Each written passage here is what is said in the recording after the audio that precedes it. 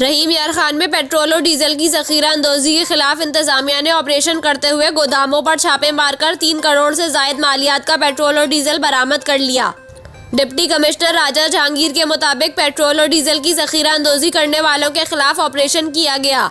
3 मुख्तलिफ मुकामात पर कार्रवाई में 3 करोड़ से जायद मालियात का पेट्रोल और डीजल बरामद करके 3 अफराद को गिरफ्तार कर लिया गया।